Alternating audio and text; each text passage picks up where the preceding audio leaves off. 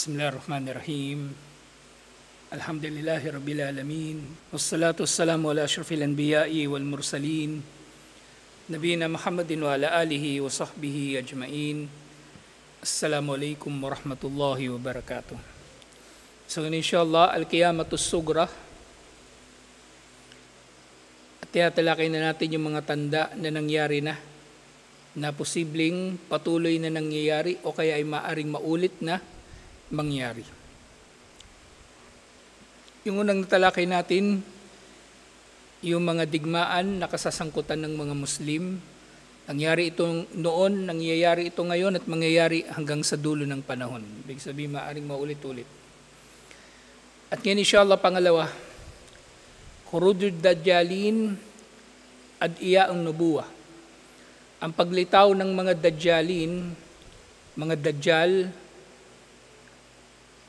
Dajjal dito sa konteksto ng huwad na propeta. Mga huwad o peking propeta, mga nagpapanggap at sila ay nagaangkin na sila ay mga propeta. At marami ito. Marami sila.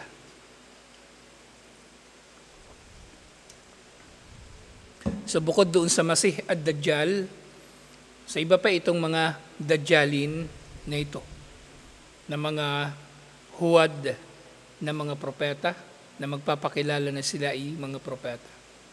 Sa sinabi ni Sheikh Rahimahullah, Akhbar Rasul sallallahu alaihi wasallam annahu sayakhruju fi hadhihi al-ummah dajjaluna yaduuna an-nubuwah. Ipinabatid na sa atin ni Propeta Muhammad sallallahu alaihi wasallam na lilitaw mula sa umma na ito ang mga tao na magpapakilalang propeta. Ngayon, syempre, yung umma na tinutukoy dito, parehong umma na ummatul da'wah at ummatul istijabah. Ummatul da'wah, lahat-lahat. Kasama yung mga hindi Muslim na kabilang sa umma ni Propeta Muhammad sallallahu alaihi wasallam sa panahon ng kanyang risala at sa lugar ng kanyang risala. Kailan yung panahon ng risala ni Propeta Muhammad sallallahu alaihi wasallam? Kailan? Mula sa panahon niya hanggang sa dulo ng panahon. At ano ang sakop ng kanyang risala? Lahat ng tao. Lahat ng tao. So, ibig sabihin, sa mga dajjalun na ito, sa mga huwad na propeta na ito, may lilitaw na mga huwad na propeta na kabilang sa mga Muslim. Ibig sabihin, nakikilala siya na kabilang sa angkan o lahi ng mga Muslim, bawa Arabo, o kabilang sa mga tribo ng mga Muslim. Maaring may ganon. At syempre, maaari rin naman na mayroong magpapakilalang propeta na kabilang sa mga hindi Muslim. Kabilang sa mga hindi Muslim. So pareho yung tinutukoy dito. Either kasama sila o tao na kabilang o nakikilala na kabilang sa mga Muslim. Bagaman kufur nga, syempre. Kufur ang pagpapakilala mo bilang propeta. Sino mang Muslim o nakikilalang Muslim ang magpapakilalang propeta rin siya, kafir yun. Kafir yun. Kasi napagtibay na si Propeta Muhammad sallallahu alaihi wasallam ang kahuli-huli yung propeta, bakit mag-aangkin ka pa? Na ikaw ay propeta rin. Katulad doon sa kalagayan ni Mirza Ghulam Ahmad, ang founder ng Ahmadiyya na sekta na nagpapakilalang Muslim, pero sila ay mga kafir. Dahil kufur ang pag-aangkin niya na siya ay propeta rin pagkatapos ni Propeta Muhammad sallallahu alaihi wasallam. Siyempre sa mga kafir o Kristiyano, halimbawa may magpapakilala na siya ay propeta, obvious na yun. Sila nga ay kuffar o hindi Muslim talaga. Waqad akbara Rasul sallallahu alaihi wasallam anna adadahum karibum min 30. Si Propeta Muhammad sallallahu alaihi wasallam ay nagpabatid na ang kanilang bilang ay humigit kumulang 30. Wa haddadahum fi ba'dil ahadith bi 27. At sa ilang mga hadith ito ay 27. Siyempre, itong mga bilang na ito ay bilang na, kumbaga, hindi eksakto, bagkus ay pagpapabatid lamang sa dami nila. Ibig sabihin, sa dami na ito na 30, kung ihahambing sa nag-iisang propeta Muhammad sallallahu alaihi wasallam na nag-iisang tunay na huling propeta, napakarami nga talaga nila. Kung meron nga lang 2, ibig sabihin doble na sila. Kung meron 3, 3 doble. 30. So rami talaga nila na magpapakilala na sila ay propeta rin, liban pa kay propeta Muhammad sallallahu alaihi wasallam. Wal muradu bi ad'iya'in nubuwati haula'il ladina yuthiruna fitnatan wa yattabi'uhumun nas. At syempre, ang tinutukoy dito ng mga nagpapakilalang propeta ay silang mga tao na nagpakilala bilang propeta upang magdulot ng kaguluhan at sinundan naman sila ng mga tao. Sinundan naman sila ng mga tao sa pamagitan ng kanilang impluwensya sa kanilang mga tagasunod. So sila yung mga tinutukoy na kumbaga huwad na propeta. Wayagtaruna bibatilihim, na yung mga tao, sila nga ay naimpluwensyahan nila at sila ay nalilinlang sa mga panlilinlang ng mga huwad na propeta na ito. Ammal ladina idda'uha walam ya'bahun nasu lahum wala ya'bahumun nasu walam ya'bahun nasu lahum fakathir. Pero yung iba pa na hindi nagkaroon ng maraming mga tagasunod, mas marami sila. Mas marami pa sila kung tutuusin. Kasi maaring merong magpapakilala na propeta pero walang susunod sa kanya. Mas marami yung ganun kaysa doon sa mga tao na marami ang kanilang magiging tagasunod sa kanyang pag-aangkin na siya ay propeta rin. Iniulat ni na Imam al-Bukhari at Imam Muslim sa hadith na iniulat ni Abu Hurairah sa sinabi anna Rasulullah sallallahu alaihi wasallam qal, sinabi ni Propeta Muhammad sallallahu alaihi wasallam, la taqumu sa'atu hatta yab'atha dajjaluna kadzabuna karibun min 30 kullun yaz'amu annahu Rasulullah. Hindi maitataguyod ang araw ng paghuhukom hanggang sa lumitaw ang mga huwad na propeta na mga sinungaling na ang bilang nila ay malapit sa 30, humigit kumulang 30, at lahat sila, ang bawat isa sa kanila ay nag-aangkin na sila ay sugo ni Allah. Hadith ito na iniulat ni Imam al-Bukhari. As isa pang hadith iniulat ni Imam Muslim, sinabi ni Propeta Muhammad sallallahu alaihi wasallam, wa innahu sayakunu fi ummati kadzabuna 30 kulluhum yaz'amu annahu nabi. Tunay na sa aking umma ay lilitaw ang mga sinungaling at 30 silang lahat. 30 yung bilang nila, na lahat sila ay nag-aangkin na sila ay propeta. Wa ana khatibul anbiya'i la nabiyya ba'di. Lahat sila ay mag-aangkin na sila ay propeta, samantalang ako na ang kahuli-hulihang propeta at wala ng propeta ang darating pagkatapos ko. So, binigyang diin ni Propeta Muhammad sallallahu alaihi wasallam na tarantado na lang yung mag-aangkin pa ng pagkapropeta pagkatapos niya. Kasi siya na nga yung huli. Siya na yung huli. At kung meron pang magpapakilala, hindi na yung dapat paniwalaan. Okay? Hindi na dapat paniwalaan. Kung tarantado yung nagpapakilalang propeta, mas tarantado yung naniniwala. Kung talagang naniniwala siya, halimbawa mga Muslim, di ba? May mga Muslim na maloloko pa rin yan eh. Kung nag-aaral sila, alam nila na wala nang huli pang, o wala nang susunod pang propeta kay Propeta Muhammad sallallahu alaihi wasallam. Tapos magpapaloko sila sa sino mang magpapakilalang propeta. So yun ay napakalaking kalokohan nga na may tuturing. Sa isa pang hadith na iniulat naman ni Imam Ahmad at iniulat din ito sa iba pang mga aklat ng hadith mula kay Hudayfa na sinabi ni Propeta Muhammad sallallahu alaihi wasallam, "Fi ummati kadhabun." Sa aking umma ay naririto ang mga sinungaling. Wa dajjaluna sab'atu ashrun. At mga huwad na propeta nang bilang nila ay 27. So kanina 30, ngayon naman 27. Doon sa hadith na iniulat ni Imam Muslim, 30.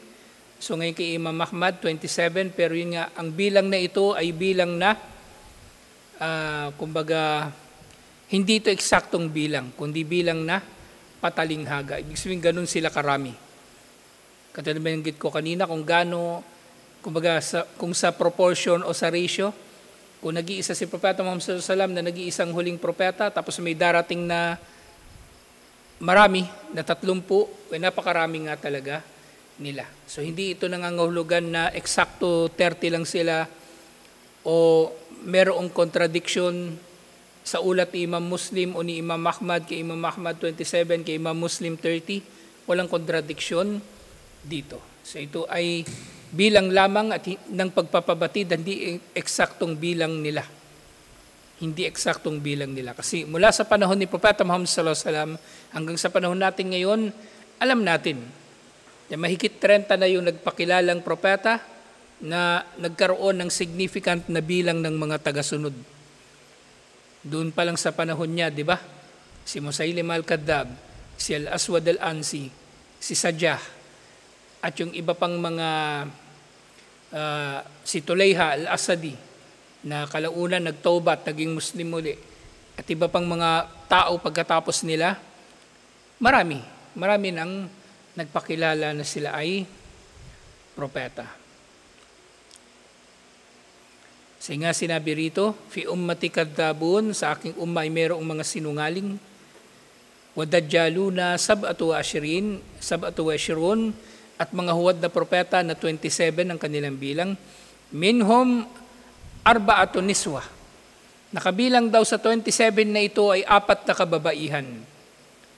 So maaring ratio uli ito o proportion. Sa 27 na ito, 4 sa kanila babae. Kung merong 270 na huwad na propeta, maaring mga hulugan 40 sa kanila ay babae. So hindi ito nga eksakto na literal, hindi ito literal na bilang. Wa inni khatimun nabiyyin, ako ang kahuli-hulihang propeta, tunay na ako ang kahuli-hulihan sa mga propeta, la nabiyya ba'di. Wala nang propeta pagkatapos ko. So sa dalawang hadith, dalawa yung statement na magkasamang sinasabi ni Propeta Muhammad sallallahu alaihi wasallam. Siya ang kahuli-hulihang propeta at wala ng propeta pagkatapos niya. Napakalinaw na pagpapabatid ni Propeta Muhammad sallallahu alaihi wasallam. Bobo na lang yung hindi makakaintindi nito. Na siya ang huling propeta tapos maniniwala pa siya na may darating pang iba. Huli na nga eh. So pag sinabing huli, wala nang susunod dun. Kasi si Propeta Muhammad sallallahu alaihi wasallam, syempre sa kanyang hikmah, at si Propeta Muhammad sallallahu alaihi wasallam, siya yung jawami'ul kalim, siya ay merong kakayanan ng pagbibigay ng malinaw at malawak na kahulugan sa kanyang maikling pananalita. So sinabi niya ito. Siya ang kahuli-huli ang propeta, wala nang propeta pagkatapos ko. Kasi siguro na-anticipate na rin ni Propeta Muhammad sallallahu alaihi wasallam na darating yung panahon na may mga bobong Muslim o kumbaga mangmang na mga Muslim. Na alam nila si Propeta Muhammad sallallahu alaihi wasallam na ang huling propeta pero susunod pa rin sila sa iba pang propeta. Kaya sinasabi niya, inulit-ulit niya, siya ang huling propeta at wala ng propeta pagkatapos niya. Ngayon nga, sabanila habang tumatagal, nakakatakot, isipin na nawawala na talaga ang kaalaman. Nawawala na ang kaalaman, kabilang ito sa mga tanda ng araw ng paghuhukom, yung kabdul ilm, na nawawala ang kaalaman sa pamagitan ng pagkamatay ng maalam at ang natitira na lang yung mga mangmang na mahuhusay magsalita. Pagdating ng panahon, wala nang scholar, puro vlogger na. Waliyadu billah. Puro vlogger na lang yung makikita nating nangangaral. Ito wala ng ulama. So, ngayon pa lang, kahit may mga ulama pa, makikita natin na napakalawak talaga ng kamangmangan.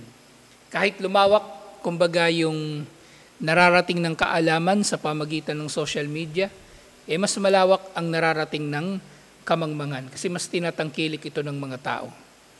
Na yun nga ang dahilan kung bakit sa atin ngayon, sa panahon natin ngayon, merong pagpo-formulate ng mga kawaid o ng mga kaida, lalong-lalo na sa ating mga paniniwala.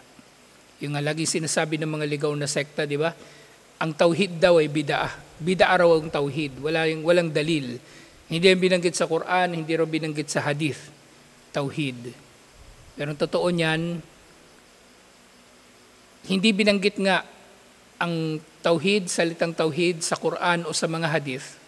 Kasi yung mga sahaba at ang salaf, ang karamihan sa kanila, matatalino. Naintindihan nilang kaisahan ni Allah sa kanyang pagkapanginoon, sa kanyang pagka-Diyos at sa kanyang mga pangalan at katangian. Pero habang lumilipas yung panahon, nagiging bobo yung mga tao. Kaya yan, pinasimple ng mga scholar ang konsepto na ito ng kaisahan ni Allah, kaya nila binuo ang konsepto ng tauhid para maintindihan ng tao. Yun ang dahilan kung bakit walang nababanggit na tauhid, salitang tauhid sa mga hadith o kahit sa mga ayat sa Quran. Kasi malinaw ito sa kanila. Pero ngayon, bobo na yung mga tao, so kailangan magkaroon ng kumbaga, formulation ng mga ganitong kaida sa ating relihiyon, alhamdulillah. So, hindi bid'ah ang tauhid. Hindi bid'ah ang formulation ng tauhid. Hindi bid'ah na ginawa itong tatlong uri. Rububiyya, uluhiyya, at asma'i was sifat. Sinasabi ng mga Sufi at mga galit sa tauhid, ginawa raw Trinity si Allah, parang Kristiyano. Battle na paghalimbawa yun. Battle. Paano ginawang parang Kristiyano o parang Trinity si Allah? Ginagawa ngang isa. Tapos sasabihin mo, katulad ng Kristiyano, ginawang Diyos Ama, Diyos Anak, Espiritu Santo. Sila lang yun, nag-iisip ng ganun. Kaya palagi sinasabi ko sa inyo, yung mga malisyoso, tungkol sa mga pangalan at katangian ni Allah, sinasabi nila, ang mga naniniwala raw sa Salafiyya o kaya inuugnay nila yung kanilang sarili sa Ahlus Sunnah, tayo raw ay mga tao na nagbibigay ng katawan kay Allah, iniugnay natin kay Allah ang physical na katawan, kamay, mukha at iba pa. Hindi natin iniisip yun eh. Sila ang nag-iisip ng gano'n. Sila ang malisyoso. O naniniwala may mukha si Allah. Si Allah may trono. Wala na tayong pakialam doon kung naman yung mukha na yun o naman yung trono na yun. Allah, yun yung sinabi niya eh. Sila ang malisyoso.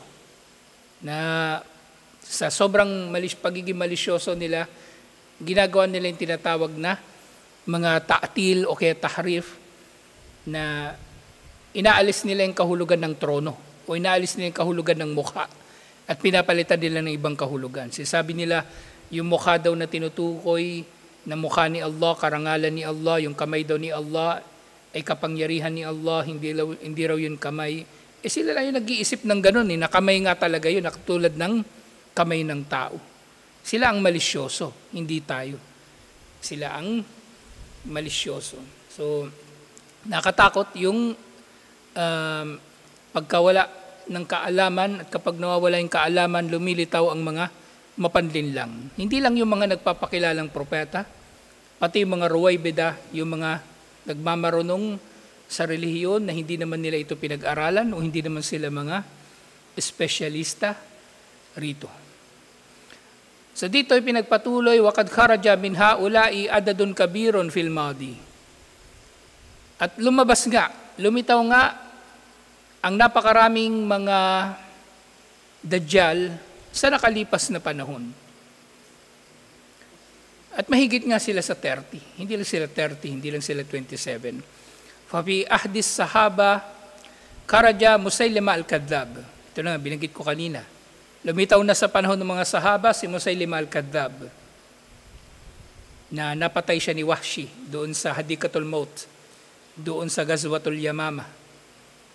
At si Al-Aswad Al-Ansi, kung di ako nagkakamali, nakapatay sa kanya yung tropa ni Khalid bin al-Walid. At si Tulayha al-Asadi, si Tulayha bandang huli ay nagtauba at nag-Muslim uli. Si Sajah, lahat ito nandun sa Omar series, pinakita sila. Pero si Sajah, siya yung yung napangasawa pa ni di ba? Ni Musaylimah. Siya yun. Si Tulayha al-Asadi, wala doon sa wala siya doon sa Omar series, hindi siya pinakita doon. At sa panahon daw ng tabi'in, fi asr tabi'in, Karaja al-Mukhtar al-Thaqafi, mud'iyan an-nubuwa. Lumitaw daw yung isang tao na nagngangalan na si Mukhtar al-Thaqafi na nagpapakilala rin bilang propeta.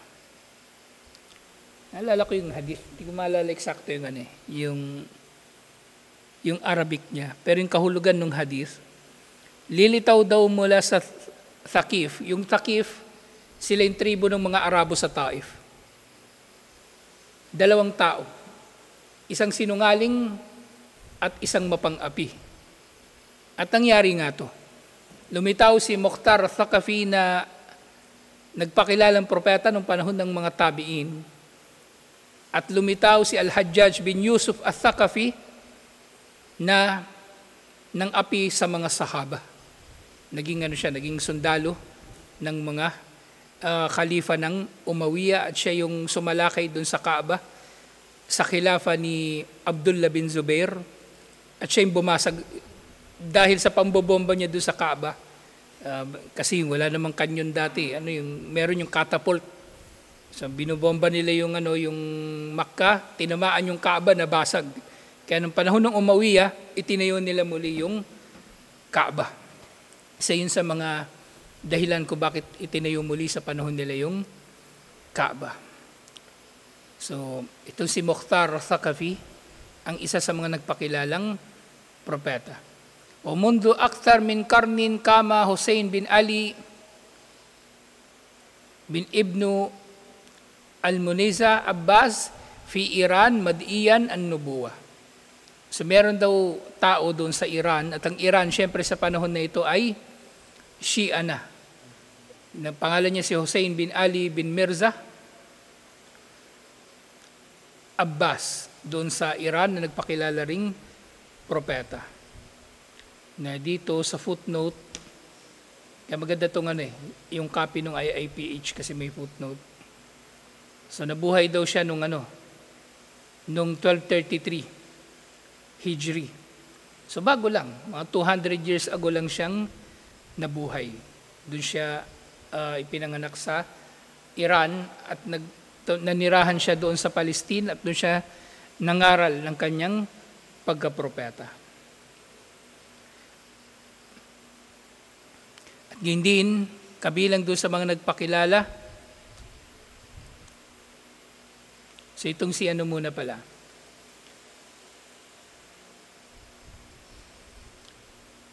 Mamaya ng iba pala.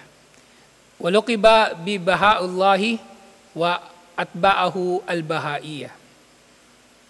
So ito palang si Mirza Abbas ng Iran. Siya pala yung founder ng Bahaiya. Yung relihiyon na Bahai. Kumbaga na parang Muslim din sila. Katulad ng mga Shia, nagpapakilala silang Muslim, pero yung kanilang mga paniniwala ay kakaiba na. Wa akhiru man sami'na enda da'wan nubuwa Mahmud Muhammad Taha As-Sudani. At sinabi ni Sheikh Omar Al-Ashkar, ang huling nabalitaan niya na nagpakilalang propeta sa panahon ng naisulat niya itong libro na ito. Matagal na niya ito naisulat, 1990s pa. Hindi pa kayo pinapanganak. Isang Sudani daw, taga-Sudan na si Mahmud Muhammad Taha. Alladhi adalla kathiran minan nas bi kitabatihi wa maqalatihi. So marami raw siyang nailigaw ng mga tao sa pamagitan ng kanyang mga aklat at kanyang mga isinulat. Waqad udima fi taliati hadal am. At itong si Mahmud Muhammad Taha, siya raw ay pinarusahan ng parusang kamatayan ng gobyerno ng Sudan. Kasi kufur naman talaga ito. Kufur ang pag-aangkin ng pagkapropeta. Damathu hukumatus Sudan bisababi dalalihi wa kufrihi wa riddatihi. So ang gobyerno ng Sudan ay nagpataw sa kanya ng parusang kamatayan dahil sa kanyang pagkaligaw, kanyang kawalang pananampalataya at kanyang pagtalikod sa Islam. So sino mang magpapakilalang propeta, agad-agad siya ay may tuturing na kafir at murtad. At syempre, kung mayroong pamahalaang Muslim, iimbestigahan nila ito, magsisiyasat sila, maglilitis, at maaari silang magpataw ng anumang karampatang parusa. Pwede nilang ipakulong. Pero syempre, kasama doon sa gagawin nila yung himukin ng tao na ito na magtawbah. Yung istitab. Himukin ito na magtawbah. Kung hindi, maaari siyang patawan ng parusa. Pagkakulong o ito nga parusang kamatayan. Fala'natullahu ala dhalimin. Sabi ni Sheikh Rahimahullah, ang sumpa ni Allah ay mapasa mga mapang-api. Isumpanuan ni Allah ang mga mapang-api.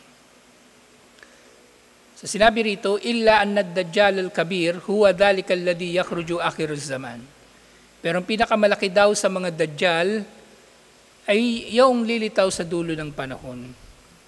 Wa yunazzilullahu Isa ibn Maryam li qada'i ala fitnatihi. Siyempre, pag dumating na itong Dajjal, ang pinakamatinding Dajjal, ipapadala na ni Allah si Isa alayhi salam upang tapusin ang kanyang panlilinlang. So dito sa kaya lagi kong dala itong English kasi may mga dagdag na dito, detalye. So meron pang ibang mga nabanggit dito na hindi nabanggit sa libro, na nagpakilalang propeta. Halimbawa nga si Mirza Ghulam Ahmad, yung founder ng Ahmadiyya. Meron yan dito sa Pilipinas, yung Ahmadiyya. Mirza Ghulam Ahmad. So siya ay ang founder ng Ahmadiyya. At ang Ahmadiyya, nakikilala rin ito bilang Qadianiyya. Yung mga Qadiani, so sila yon. Kinikilala nila si Mirza Ghulam Ahmad bilang kahuli-hulihang, hindi ko masabi kung siya na ba yung kahuli-hulihan, pero naniniwala sila na siya ay propeta pagkatapos ni Propeta Muhammad sallallahu alaihi wasallam. So itong Ahmadiyya na ito o Qadianiyya, pinakakilala daw ito doon sa Pakistan at syempre meron din sa India,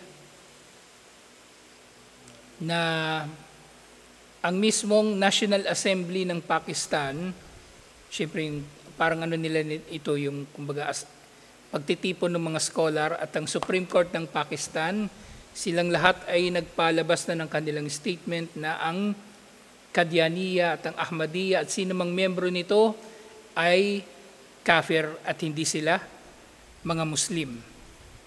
At si Mirza Ghulam Ahmad, syempre hindi siya propeta at siya ay kafir din. Siya ay kafir din. So ito ay footnote na idinagdag ng IAPH. So wala ito doon sa original na libro. Yung IAPH ang naglagay ng footnote na ito, alhamdulillah. So nilinaw nila yung usapin na ito. So itong libro nga, ang author nito ay si Sheikh Omar Al-Ashkar. 1990 pa, unang naimprenta ang libro na ito. Pero yung mga dito, kumbaga yung mga nakasulat dito, alam nila ina-update nung IAPH pero nananatili yung original niya na naisulat. Alhamdulillah. So tutuloy natin ito next week inshallah.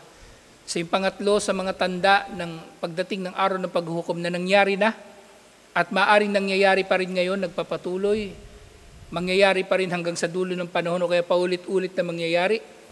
Pangatlo na natukoy dito, alfitan, yung mga patuloy na paglitaw ng mga kaguluhan sa mga Muslim, inshallah. So tatalakay din natin ito, inshallah. Assalamualaikum warahmatullahi wabarakatuh.